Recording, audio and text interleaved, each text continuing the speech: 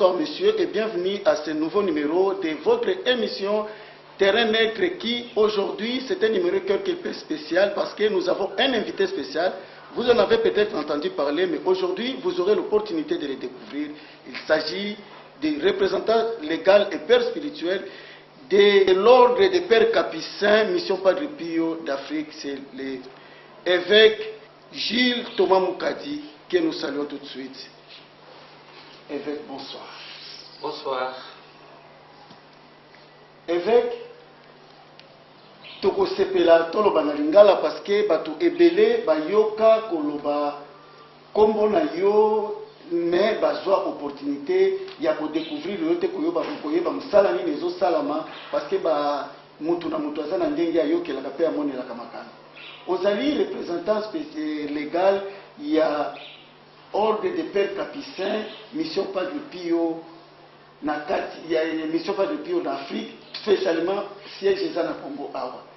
Mission wana, ordre wana et bandit quand, et puis Moussala ni nezo salama na kati. Na koloba boye, to koloba na noté pour na ordre, parce que si tu le vis pour na ordre les alliés église était. Nous sommes dans une église catholique, communauté vieille catholique.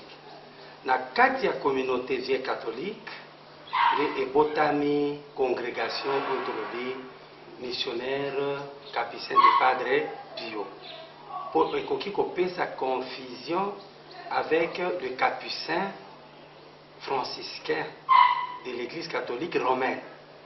Parce que l'église catholique n'est pas seulement romaine. Il y a vieille église catholique, les gallicans, byzantine, les méréens, orthodoxes, coptes, grecs. Voilà. Nous sommes les églises catholiques. Mais puis, nous allons la branche, il y a vieille église catholique, la kati, il y a vieille église, de botami, congrégation, de l'église catholique romaine, basée sur la congrégation. Et c'est l'église.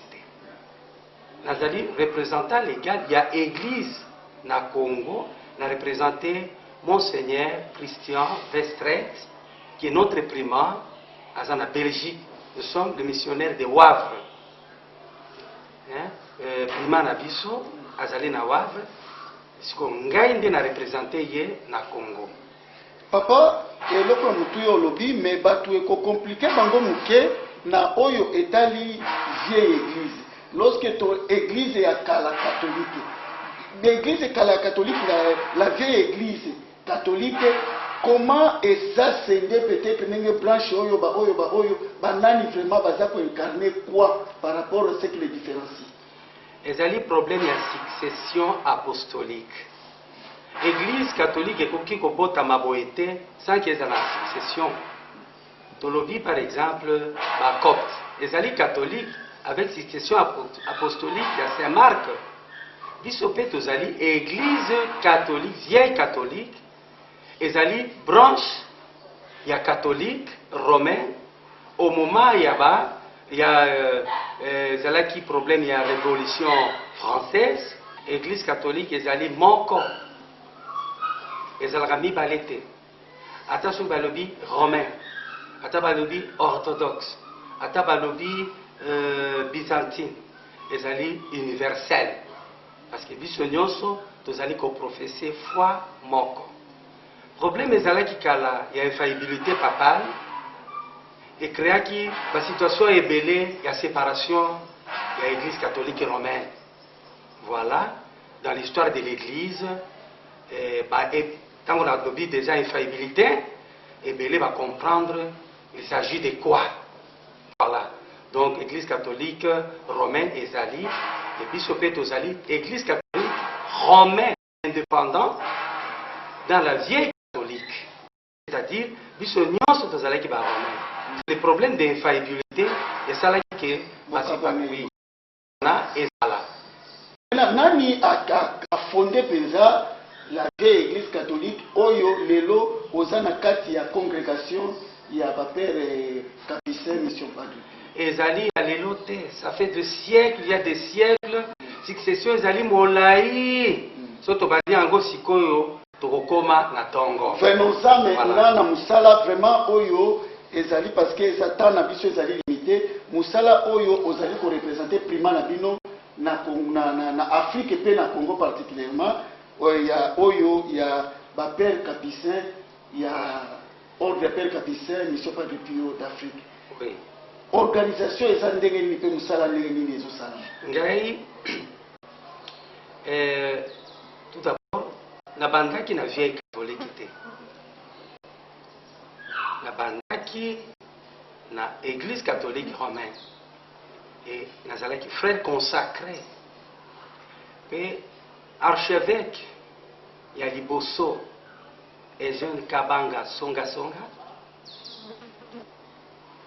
a consacré esika oyo ngai na bandaki ordre oyo abenisi atie Saint-Sacrement apesi autorisation ponctuelle ya kobanda mission. Tango wana nazalaki na église catholique romaine a confié ordre na biso epai ya basango badiocésain pour na suivi apesi aumônerie na mission. Après kokufa na ye nde créaki ba confusion ebele na ba confusion wana idée ya bango ezalaki ke baboma congrégation ekufa et puis ngai basala nini babenga na ngai alire oyo ezalaki ya mae. Alors na conseil ya ba évêque mosusu toujours romain ba diriger ngai ba orienter ngai par rapport ya oyo bamonaki na kati na ngai, par rapport ya ba vertu oyo na kati na ngai ba orienter ngai vers la vieille église catholique pour ne pas perdre la dimension oui oyo nzambe na kati na ngai. Ordre de Père Capucin ebandaki na Lubumbashi depuis archevêque Monseigneur Kabanga Songa Songa ngai nazalaki père spirituel ya ordre wana. Et puis na ouverture ya ordre ezalaki na autorisation na ye kokufa na ye nde nazwi ordre wana napesi yango na vieille église catholique. Alors na vieille église catholique nasengaki nini nakoki kosala.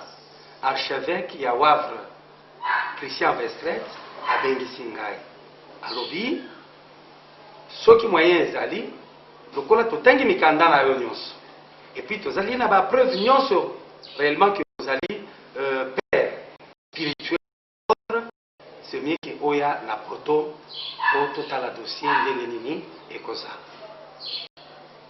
Alors nazongisi maloba nasilisa nanu ba étude nakoki koya natangi ba étude na ngai na université de Lubumbashi nasilisi licence en philosophie.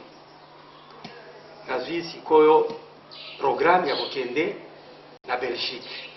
Na komi na Belgique tokutani na primant Christian Vestret na pesi mikanda ya congrégation ndenge bandaki na lettre d'autorisation ponctuelle ya archevêque ya Lubumbashi Monseigneur Kabanga Songa Songa. Alobi ça va oyo tokoki kosala na yo ezali ko subconditionner yo na ba ordre valide ya vieille catholique.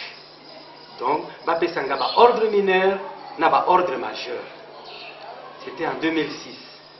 Nandimi bapesanga ba ordre wana na bandi na Wavre na l'équipe ba ordre mineur na l'équipe ba ordre majeur valide de l'église catholique onaye kozonga na Congo. Na Congo directement nazongi na mikanda nyonso ya Wavre nalobi ordre de Père Capucin ezali ko dépendre maintenant na branche ya vieille catholique.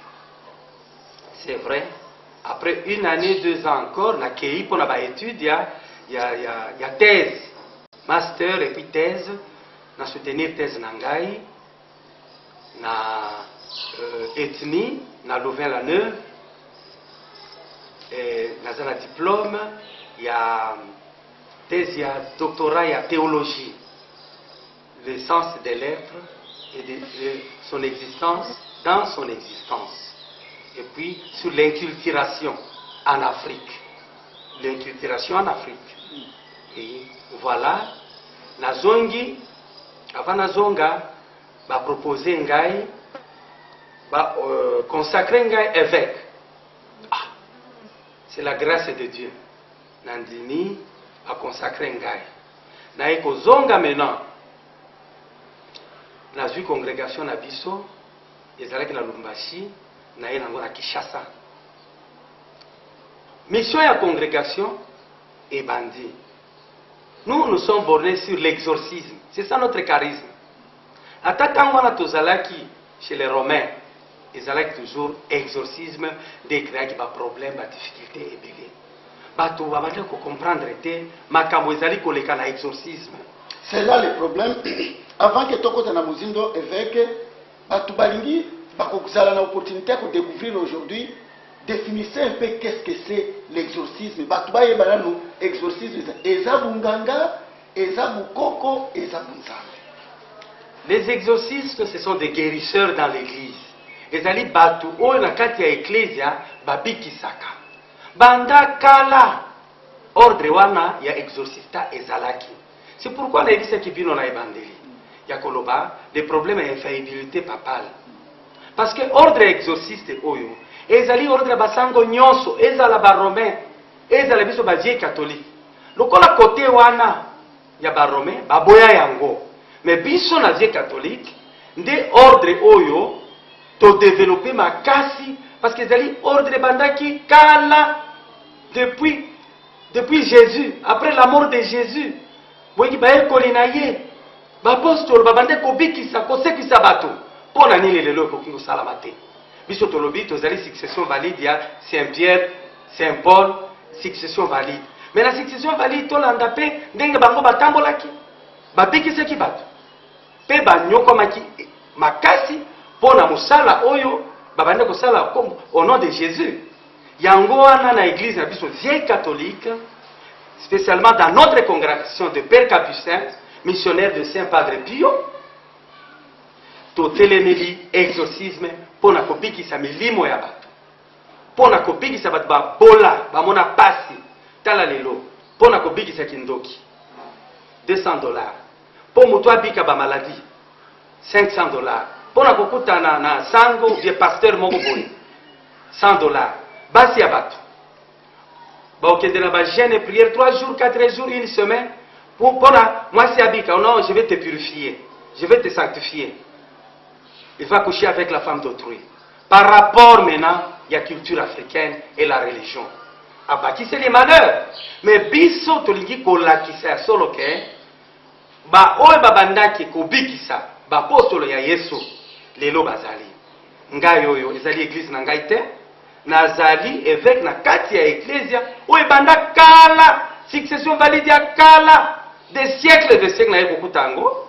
Congrégation la biso et côté na kati ya église Capucin tobiki sakabatwa mais ce n'est pas moi qui opère hein, d'après tout. On peut dire non, il est magicien. Je ne suis pas magicien. C'est lui qui opère à travers moi. C'est celui-là qui...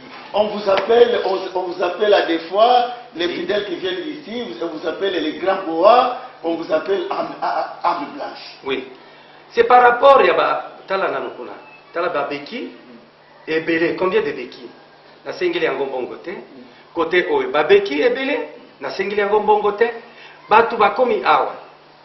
Mutu wana sali 25 ans atambolaka te.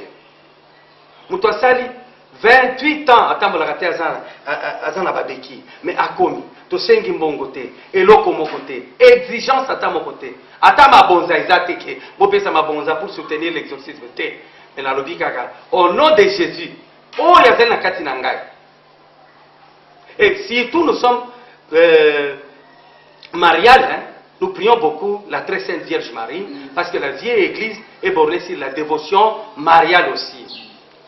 Au nom de Jésus, par l'intercession de la bienheureuse, la Vierge Marie, Telema, Tambola, Wakayango, nasala kango na ndako te ke bato mibale libanda bato nyonso bazali komona yango wana bato bapesi bakombo nyonso oyo bakoki kopesa bazangi na bakombo kopesa ngai ezali kombo nga napesi te bato bakobenga nga elephant bakobenga nga baoba bakobenga nga boa bakobenga nga boye ezali esengo makambo nyonso bazomona awa na rotondo ezali kosalema moto abotaka te aboti moto azali na solution te azwi solution moto azali na maladie incurable elimwe sans payer sans quoi bomoni na kati ya eklezia catholique toye kolongola soni ya eklezia na biso c'est pourquoi tosengi bamama bapapa ya eklezia katolika to soutenir mission oyo po binzambi oyo ezali pembeni bayoka soni parce bakanisaki keka na binzambi nde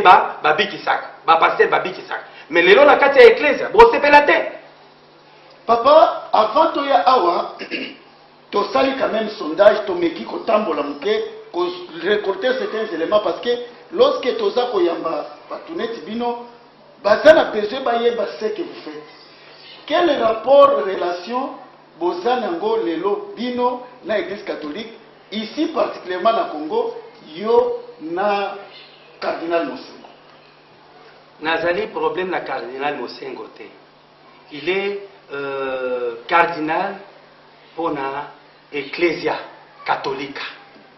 Là, on ne peut pas dire il est cardinal pour l'ecclésia catholique romaine. Non. Azali cardinal pour l'ecclésia nyonso ya catholique.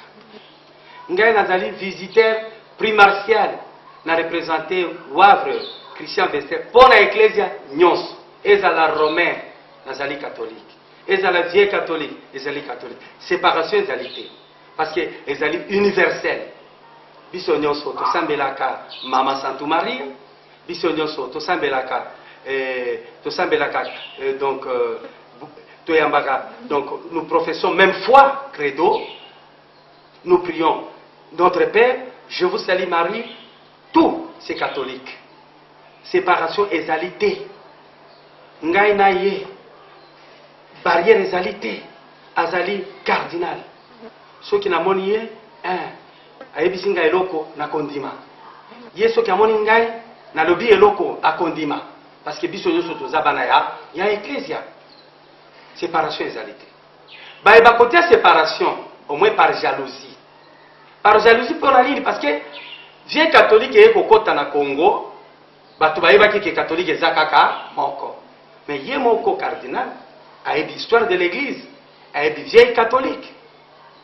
Tout ça, c'est qu'on a internet partout. Vous cliquez Google, vous continuez vieille catholique de Dutrecht, Hollande, vous commonez, nous sommes commis pour la vieille catholique. Vous comprendre que Oyo, Azali Kobenga Monseigneur Jules Thomas, Porta Gracia, Azali Nani, Azali Banda Ecclésiate, na Katia Ecclésia, Ngaïna Cardinal, problème égalité. Ils arrivent à des fois beaucoup de temps, vous planifiez peut-être parce que vous êtes quand même pour drainer, ce n'est pas pour drainer Moussala, Bozo Sala, et ça dit qu'on a âme et batou, vous planifiez peut-être certaines choses ensemble pour la marche de l'église. Ce qui, il fallait que Tokutana. Ce qui c'est Ngeli Tokutana. Maintenant nous Tokutanité. Attention que Tokutani. Nakoya kolobango te liboso ba tokutana ki lelo boye na boye ezali publicité te. Il est cardinal, le chef de l'église. Moi je suis visiteur primatial, chef de la communauté vieille catholique au Congo. Ceux qui a bengi singai nakokendi. Ceux qui ngape na invité akoki koya. C'est-à-dire c'est l'universalité. Vraiment parce que batou tango touché au invité bakoki koya. Célébration ya messe awa na vieille église catholique na selon des bâtiments dans l'église catholique romaine. Quelle différence? Est-ce que on peut prendre prêtre moko kaka na église catholique romaine ba yena na vieille catholique mbala moko a célébrer messe sans aucun problème? Sans problème, il va s'adapter. Ezali liturgie moko. Liturgie moko mais biso tozali na liturgie akala ya Pie V. Donc le Pie V azalaki libanda ya ecclésia te Pie V azalaki pape liturgie na ye wana oyo ngazali koloba mutu nyonso azali sango mutu nyonso azali évêque à comprendre facilement la liturgie de Pie V, de liturgie biso tolandaka jusqu'à aujourd'hui.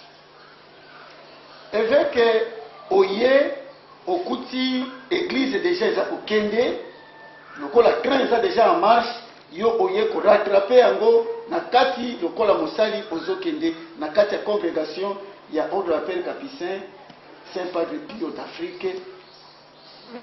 Réalité nini omoni sur terrain généralement, et puis quelles sont ba ambitions na ba objectifs aux anango dans l'avenir na marche ya mission oyo ozana. Ngai après consécration na Wavre lokola congrégation na biso ezali na kombo ya Padre Pio, nakendaki Italie, nakomi Italie na San Giovanni Rotondo, nakende kolakisa congrégation na biso.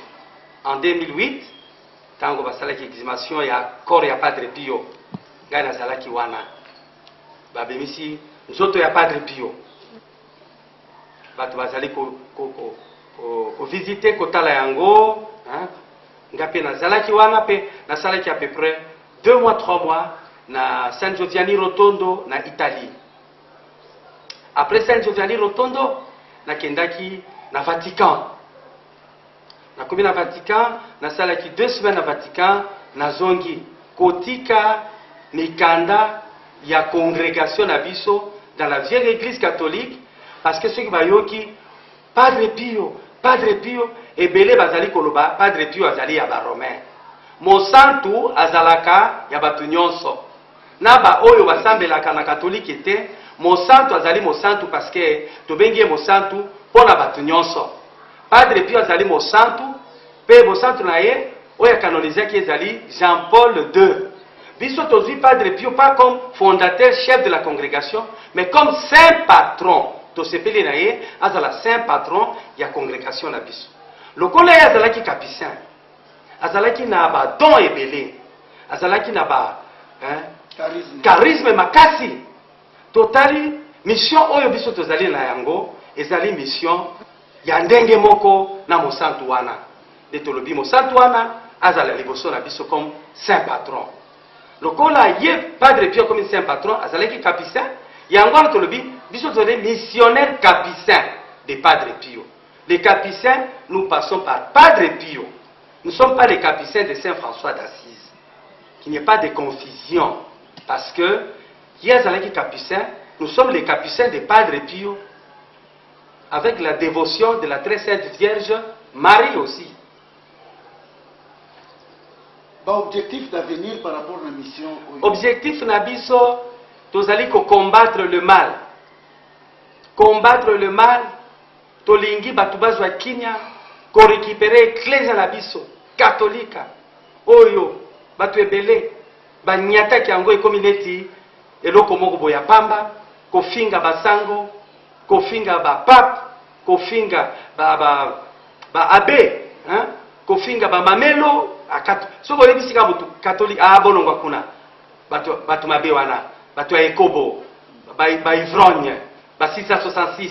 Mission na biso ezali ko effacer ba trace nyonso ya mabe oyo essuyer église catholique.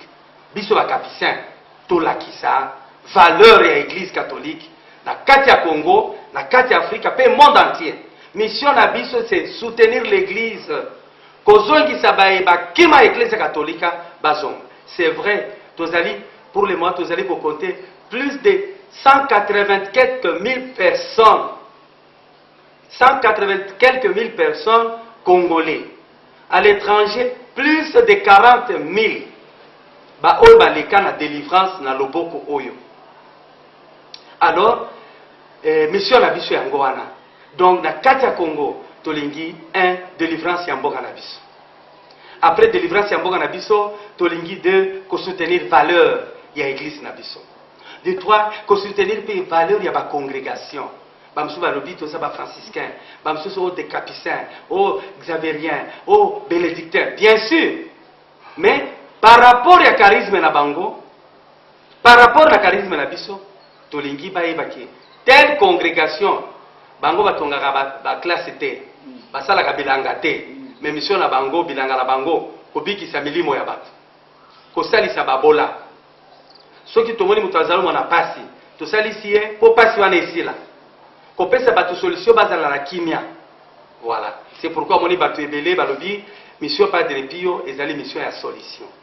Par rapport na otouché eloko moko ya mutuya kobikisa bato, ça fait partie de la délivrance. Et vous parlez de la délivrance du Congo. Comment osa concevoir délivrance au Congo par rapport à l'état mboka ezalelo? Par rapport à témoignage ebele ezali awa na oyo Nzambe mokonzi Yesu azali kolakisa ngai na oyo mama ye moko azali kolakisa ngai. Tokoloba boye na bandaki exorcisme na bandaki yango lelo te parce que nakoma sango nakoma évêque.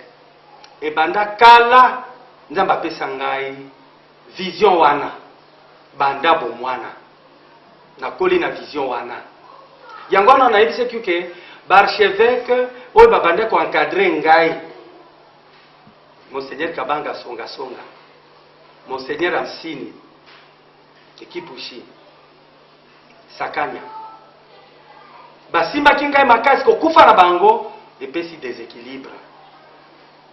Soto lobi délivrance ya Congo ezali ba vision na mwana kala bapesa ngai vision wana ya liboso na lobi délivrance ya Congo pona nini tokangi mwana moko awa bokoya kozwa ba image mokolo bokozala na tango ya koya monsieur les journalistes oya kokanga tango wana bandoki bazali koloba nazwaki mbongo ya papa nake kopesa noko na pesi yango voisin yango wana papa na ngai akozwa mbongo te azwaka musala te otuni mususu mama na ngai azobela parce que nazwaki mpuku na tie na libumu otuni mususu yo na apesa kyo kindo o ba pesa ki ngai lipa ebaluki musuni tala na lipa ebaluki musuni siko puissance wana ya kolongola biloko wana il faut nani asala.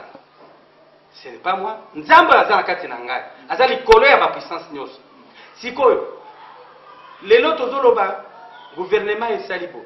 Gouvernement ezali bien te. Gouvernement ezofuta te. Est-ce que ezali gouvernement dezwa ki mbongo ya papa wana eke kotiana kindoki po papa wana koma pauvre. Tosilisa kindoki za na mboka na biso. Milimu mabe o ekangi mboka na biso, oyo totekisa mboka na biso. Soki tosali délivrance ya Congo. Nyonso tozali koloba loba ekosila yo okoki koloba monsieur journaliste bongana lingina koma ministre ata ba pesi yango lelo okokate parce que tozana milimo mususu oyo ezali kobundisa mboka na biso po oyo ebundisaka ba oyo batelemaka mboka tomona ba pasteur papa limbisa kokata yo ba pasteur batelemi bake na stade babengi batu ke la délivrance du Congo ekoleka na stade bazwi ba image basali boy. Est-ce que êtes-vous na même longueur d'onde na bango par rapport à Europe? Ngai na koki ko juger bango te. Ngai na koma mukanda pona kosenga exorcisme. Délivrance te exorcisme, c'est-à-dire libérer notre pays. Ya solo natinda mukanda wana epa ba konzi bandimeli ngai. Et puis batindeli ngai équipe moko pona tokutana pona organisation ya exorcisme ya Congo. Ba pasteur wana baye. Tango ba pasteur wana baye pona tosolola, balobi biso pe tosala ka exorcisme te. Et bosala ka nde ba délivrance, bosala ka ba délivrance ko crier. Biso tosala ka exorcisme dans le silence. Exorcisme ezali mon catholique. Et bandaki lelo tezali ya binote ba pasteur. Hein? C'est comme la messe, c'est pour l'église catholique. Bino bosala nde ba culte. Voilà. Non, to sangana, mukanda no tindaki, il faut 3 jours, yo premier jour, biso deuxième, troisième. Bango ba mona kende mbongo. Ngala lobi ngana senga ki pour 3 jours ngai moko.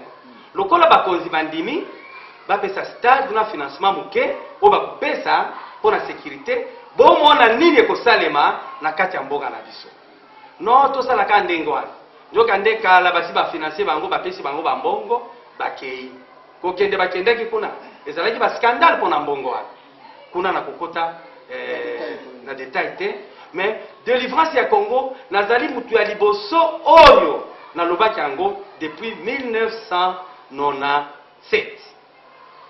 Na 1997 tozalaki na kati ya centre marial na Lubumbashi ezali couvent place tobandelaki mission oyo ezali na statut